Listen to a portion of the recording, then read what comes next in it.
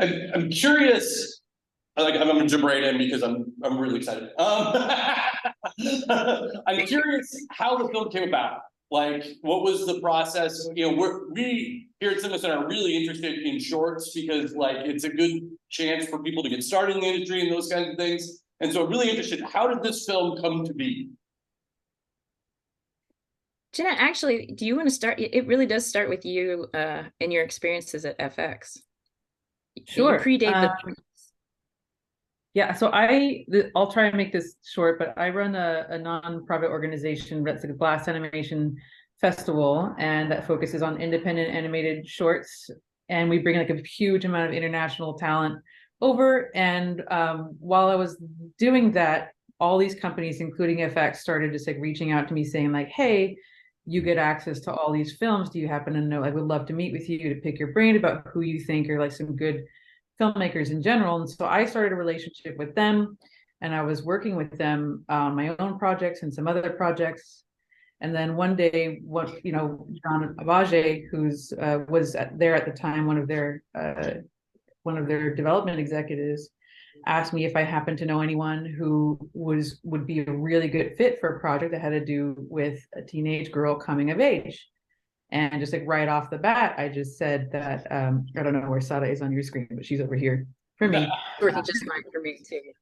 I said, like Sada is this is the person that like was so perfect for that kind of thing. And here's some other ones as well. And then many months down the line, she reached out to me for, funny enough, the same project, saying like, hey, I'm doing a short with FX. It's like a coming of age thing for about teenage girls, and would you be interested in producing it? So that was how I got involved. And then they sent the scripts that Pam had wrote, or Sada had already. I'll let you guys take it from here.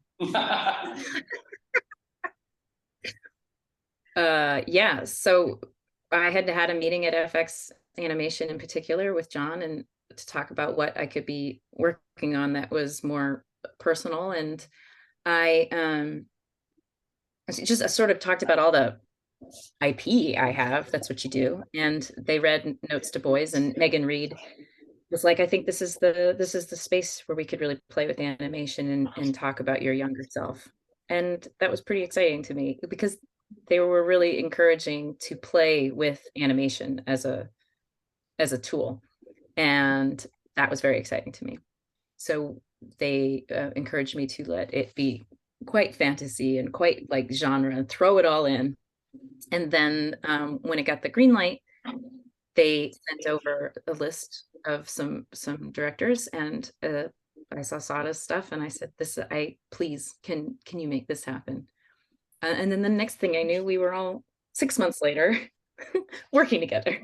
It was quiet. It was like a message in a bottle went to sea, and I was like, I don't know, maybe.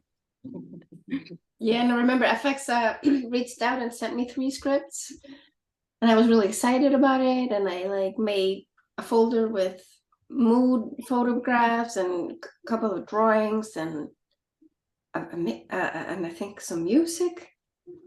And then I didn't hear anything for 2 months, and I thought, was like, yeah, okay, somebody else got that job. But then all of a sudden, we were just doing it. Yeah. And I'm very grateful that it all came together like that. But Pam, it's. Tiny question for you, Sada. I've never always been meaning to ask this, but I always forget. When she read those 3 scripts, had all 5 been written then, or had you only had this? Okay, so why did they only? Yeah. I don't know. I think I started with the vampire. I think that's the one I wrote first, and the others were pitched as episodes. And I think I pitched because originally this was maybe going to go to series. That was the idea, an incubator to see if we can make a TV show. And so I feel like I pitched 5 or 8, and then we picked these other ones, specifically some because they seemed much harder to do than the others. It was, well, see if you can prove that out in script. So they may have sent Sada the ones that they were feeling the most confident about of the 5 chapters. I have a question. Well, I have a few, but the first one, that I want to kind of talk about while we're talking about the structure of the show is just the talk from the final episode. I think it is that your dad, I'm assuming, gave you, and I'm assuming that was based off of your real life talk with him. Was it as awkward in reality as it was in the show? Because I felt like I was a teenager all over again when I was sitting through that. Yeah, I did. Well, I didn't get to actually rip my ears off, which probably would have felt better. Yeah. Yeah, no, that's how that all went down. And we've cut some for time. He said other things. And yeah, it's interesting. The story like what has kept true through all of this is that I have still officially, I have the worst sex talk anyone has ever had in the history of sex talks. And I think now, like, you always feel that way when you're a teenager, like it's never going to be worse than this. But I think now we have officially globally proven this was a bad day. This was a bad day.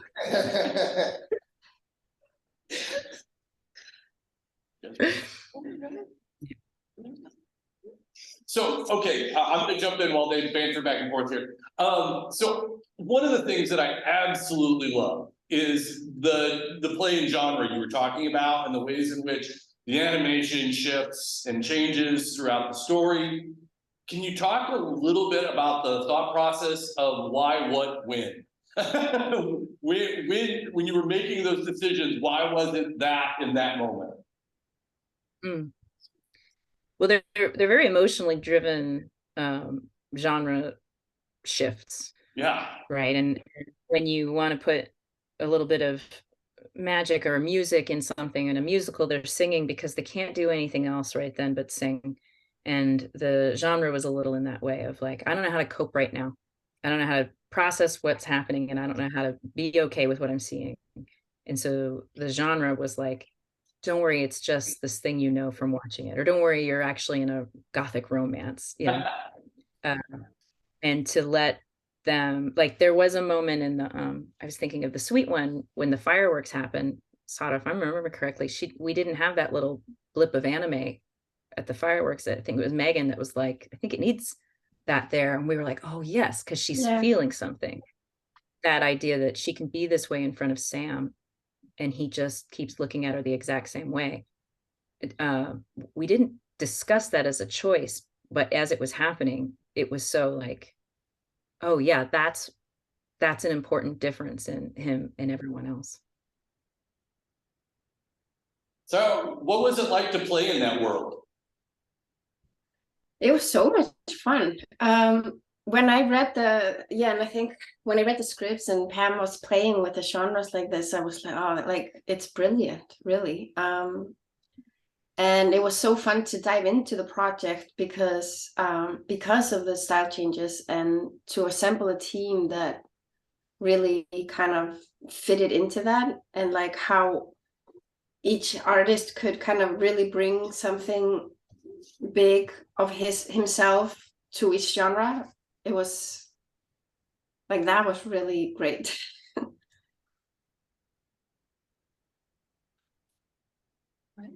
So I know this short film was based off of probably just a selection from your memoir that had came out a few years ago. So it didn't cover everything. Does that mean that there could be a follow-up to My Year of Dicks that takes place maybe a few years later in your life? Yeah, I mean, this is just one chapter in the whole book. So yes, and I don't even think we covered all the dicks in this. There's only so much time. So many dicks. Yeah, we hope to get to keep making more of these, to go further in a series, to take what this short is and turn it into more of a full season arc, so that you can spend more time with Karina and Sam and mom and dad, and get to live in that place and time that now shouldn't be, but is like a period piece. Like, you can't really be 15 in Texas and go and have this pursuit without real fear. Like there's some real ramifications. Possibly even have a decade of dicks. Yes. just college, academia. Yeah, just keep going. So both Pam and Sarah, I'm hoping you guys will answer this question for me, because one of the things I found that was really cool in this was how clear your voices came through, and how you know, it's the story is very writerly. It's very like, you know, like you can tell this is grounded. And you know, how long has it taken you as an artist to get to a point where you can have that kind of craft and have that kind of voice and have it as evident as it is in both of your work? I've been doing it for 10 years. I don't know. And Pam has been writing probably since he was like 10. And I get a lot of notes. I get notes today, I'll get notes tomorrow. And so some of it is from knowing that you're trying to reach someone who isn't understanding what you're saying. You know, and I moved around a lot, and so I've been the new person in a room a lot. I think that helps with empathy of character and approach to a scene where you're like, okay, what is going on? You're just like the basic, like, what is going on right now? Can everybody be honest? Can we figure out how to ground this moment out of the drama and say, what do you need and what do you want? And following that through in a story structure it allows you to be in space or underwater or in the Renaissance, you know, like that's what characters are supposed to be doing together. And that's why it can go in animation into these places you couldn't imagine, because you can imagine being that fish for some reason. Like you're like, I am Nemo, or I'm Nemo's dad. Like there's no question. And you can rip ears off and it won't be horrifying. Be a comedy. Yeah, and you'll be like, I wish she had more ears to rip off. Like you find yourself having dreams and fantasies that you couldn't have had before.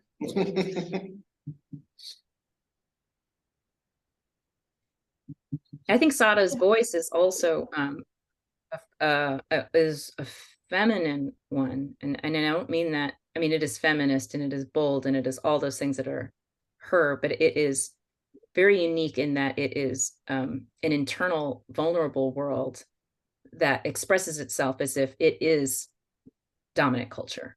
It doesn't ask for permission to come in and take up the space.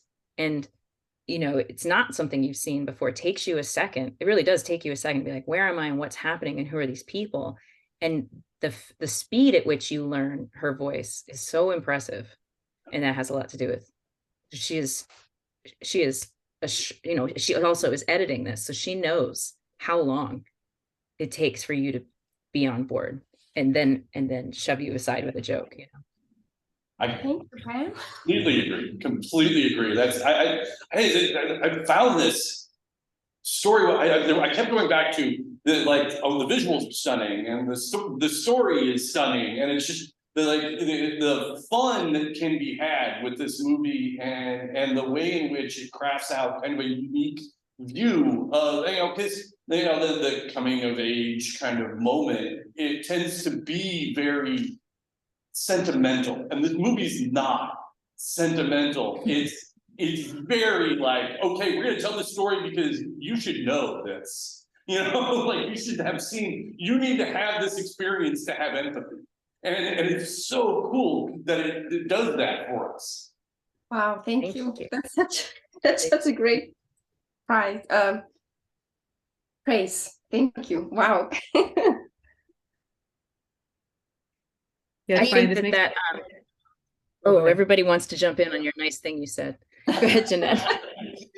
Well, it just makes me think of what, like, I remember being a teenager, and then, you know, at that time, like when guys would follow you around, like whistle at you at their car, some would like get mad, and you have to like negotiate how you're gonna respond to those situations. Do you smile? Do you face forward and ignore them? Like, what's the, like, you're kind of making a split-second decision on what to do. And I remember having guys like throw beer cans at me, calling me all sorts of names.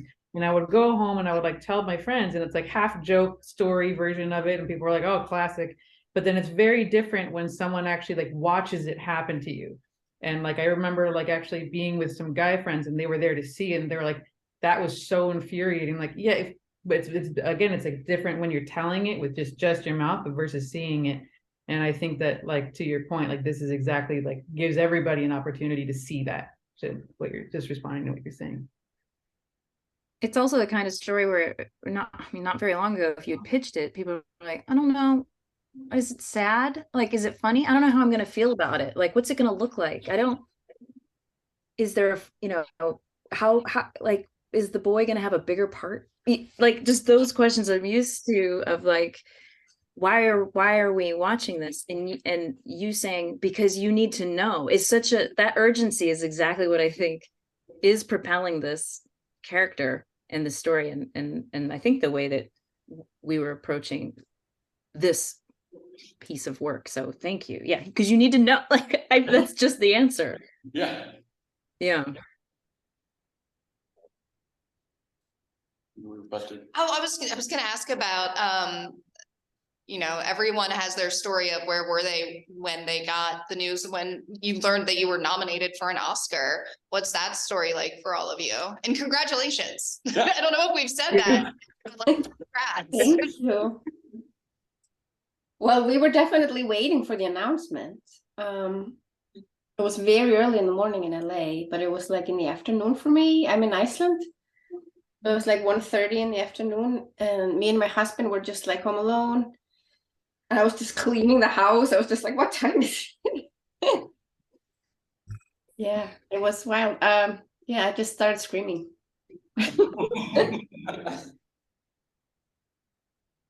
Yeah, we had family. I mean, my cousin plays my dad in this, and so they zoomed in, and my mom was here, and yeah, we were all on the couch. My kid woke up. We were just huddled, like, it felt like waiting for Santa. We were all just like waiting at the television. Yeah, we recorded the Zoom, so you can see that my mom is like doing, because I wouldn't have known, and you can see that I just recognize it like a second before they do, because I've heard my Year of Dicks a lot more than they have. And so I'm like losing my mind while they're like processing that this is happening. And I'm really glad we recorded that Zoom. It's very sweet. And then we all hug the dog, we stand up and hug.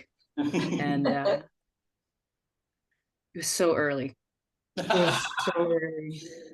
So early. I woke up with my husband and I and my dog, we just sat on the couch in our pajamas because it was 5:30 in the morning. And when we watched everybody who was on screen, like, everyone looked just as tired, but twice as dressed up, probably 10 times as dressed up. And I think my reaction was exactly the same reaction I had to, like, watching your favorite team score a goal in, like, the World Cup. I just stood up and clapped, and like that was it. I didn't say anything. I had that same like goal scoring clap, and it was. And my husband, they know is not the most expressive person on the planet. I think he just said, "Holy shit, you did it!" Yeah. And then I had to take my kid to school. And so the other moms around were just like, is that Academy Award nominated Hamilton? Which was like, it was nice. It was nice. My dad finally told me he was proud of me. So it was like, everything's great. Everything's great now. I fixed everything. So it fixes everything. Oh, I will work to get nominated for an Oscar. I mean, if it's gonna fix everything, it might just be worth the work. Everything. Someone texted me, now you'll never be sad. Remember, it's all great here. Well, do you have another question from your book? I do, and it's a very selfish question. I'm gonna follow your guys' career now. Like, I had already seen Pam's previous writing credits, like Moana and Ralph Breaks the Internet and stuff. But I'm wondering when I'm going to get to see the three of you involved in Star Wars now.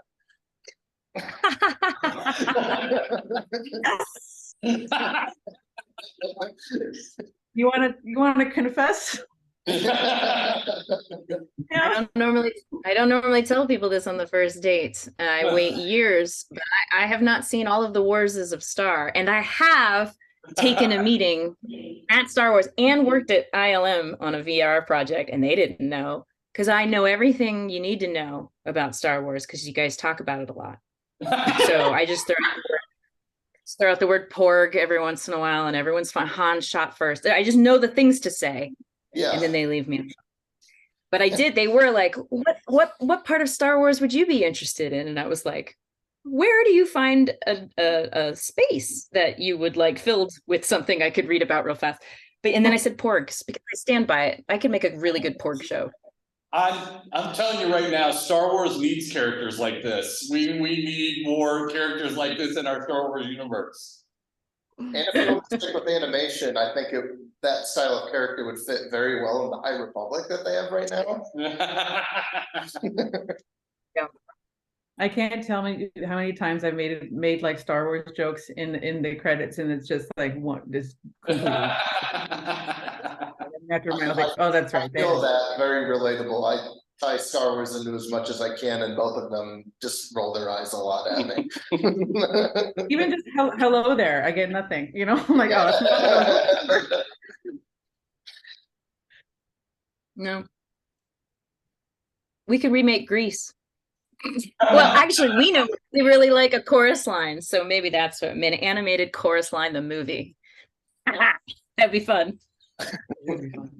I am here for that. Very good. Well, I was gonna ask this question anyway, but speaking of other projects, what else are you working on or have you worked on, and where can people find it? And I'm also interested more in the nonprofit that you spoke about. Where can people find the work that has come out of that? I'll go first. So it's for me. So it's called Glass Animation. That's GLAS with one S, and our festivals every single year. We took 1 year off just because our venues closed down. So we'll be back in Santa Cruz for 2020, or moving to Santa Cruz from Berkeley in 2024, which we're excited to be coming back in person. But we have a channel on our website that shows a lot of our favorite films for things that are available online. I recently produced a film called Drone, which was just released onto YouTube, directed and written by Sean Buckaloo, that you can check out. And then I have my own personal films that I've made, produced and directed with FX, but those are all under lock and key. Is that even the right saying, lock and key? You can't see them. I think that's fine. But I would love for people to see them. And then hopefully more My Year Dicks, and then we're trying to option some books and do some cool stuff. When we'll always want to work with these two, so hopefully we can work on more stuff together.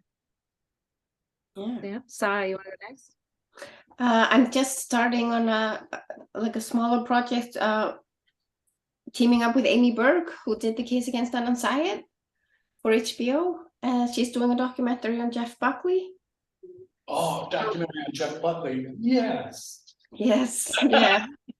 So I'll be on that until in May, and then we'll see. We really hope that the surprising success of our this short will allow us to actually make it into a show like Pam always wanted to do, or was the original idea. Well, we promise to watch it on Hulu as many times as we can. Get Hulu to For a limited time. Just keep pressing play.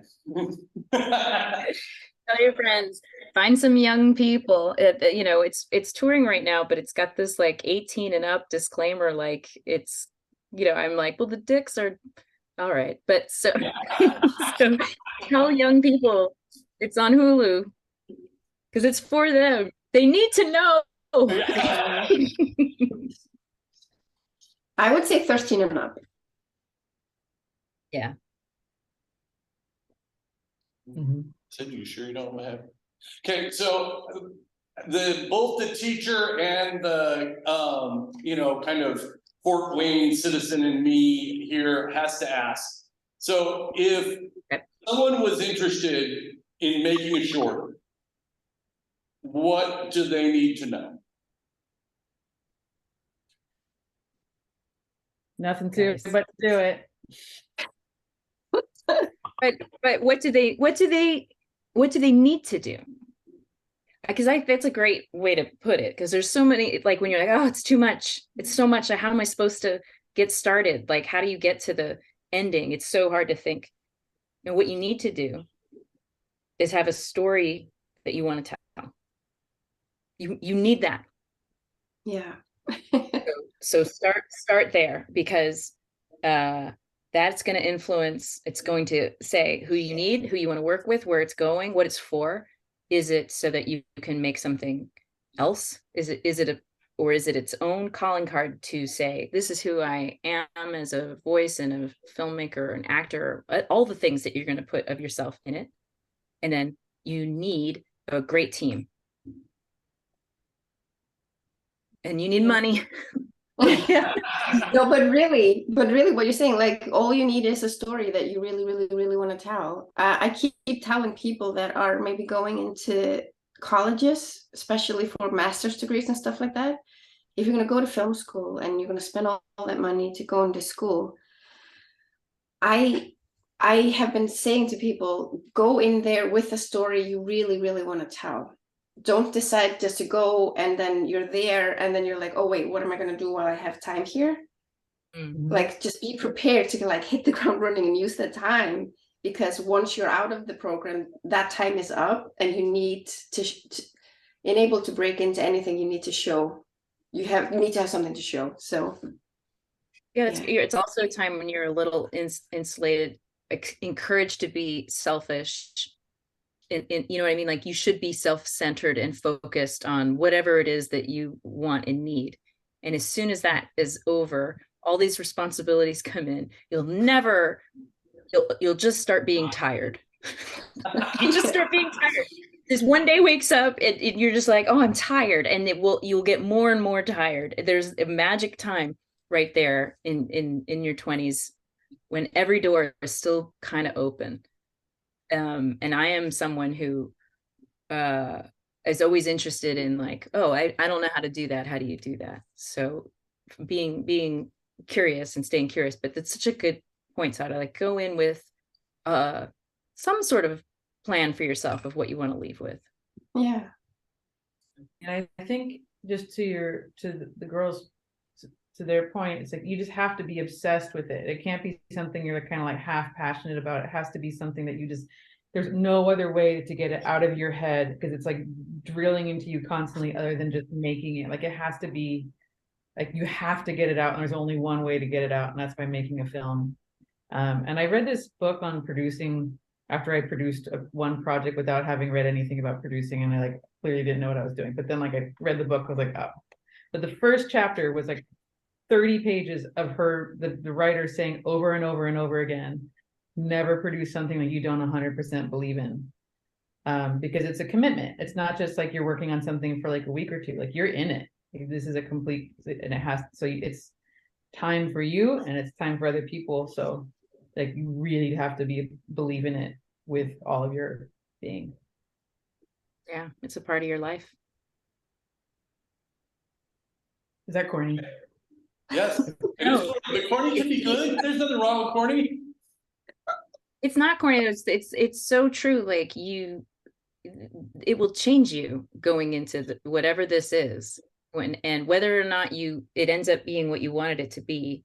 It is a part of your life that you have dedicated to this thing forever. So make sure it's something that you will not regret giving yourself to. Like, it shouldn't be a favor. It should be a passion. Okay. Thank you all for taking the time to hang out with us. This was so wonderful. And you have at least 4 fans in Fort Wayne that are rooting for more dates. Thank you.